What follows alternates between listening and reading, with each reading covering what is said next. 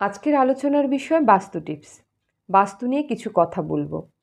প্রত্যেকেরই মনের মধ্যে বিভিন্ন প্রশ্ন থাকে, হয়তো আমার ভাগ্যের উন্নতি হচ্ছে না, বাস্তুটা দোষ রয়েছে, বা কোনো সাধু পথ দিয়ে পথচারী চলছে, সে হয়তো সাধুরূপী, সে হয়তো এসে বলল তোমার বাড়িতে নাগের অবস্থান রয়েছে। এই ধরনের বিভিন্ন কথা বলা হচ্ছে। এবার আমি বলবো না যে কি ঠিক কি ভুল আমার জানা নেই।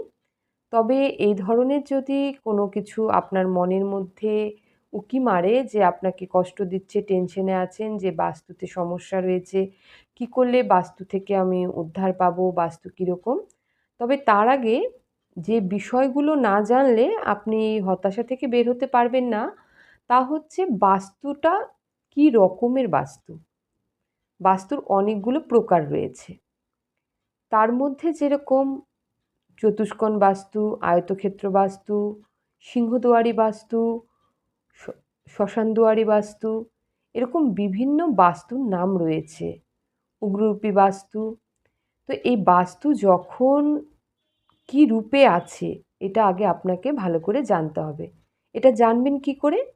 এটা জানতে গেলে আপনার বাস্তুর দৈর্ঘ্য, প্রস্থ এবং পূর্ব, পশ্চিম, উত্তর, দক্ষিণে যে ৪টি বাহু রয়েছে, কোন বাহুটি ছোট, কোনটি বড়, কোনটা কাটা, কোনটা বর্ধিত, কোনটা ছোট, এগুলো না দেখলে কিন্তু বাস্তুর সঠিক বিচার করা সম্ভব নয়।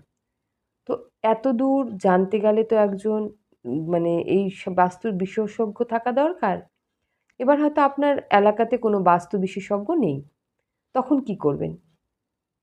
খুব সহজ একটা উপায়, আপনি ফিটকিরি নিন।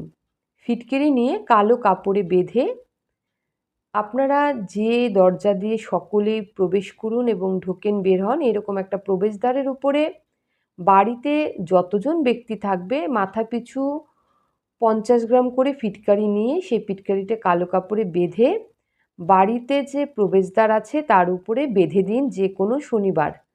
কিন্তু আপনি যখন ওটা বাঁধবেন কেউ যেন না দেখে, এবং পরপর ২১ দিন বা ৭ দিন বা একটা পূর্ণিমা থেকে পরের অমাবস্যা অবধি আপনি কি করবেন, বাড়ির চতুর্দিকে সাদা কালো সর্ষে, কর্পূর এবং ফিটকিরি, সেই সঙ্গে কিছুটা পরিমাণে রসুন, পেঁয়াজের খোসা একত্রে মিলিয়ে আপনি ধুনো দেবেন। ঠিক সূর্য অস্ত যাবে, সন্ধ্যাবেলা, অন্ধকার যেন না থাকে,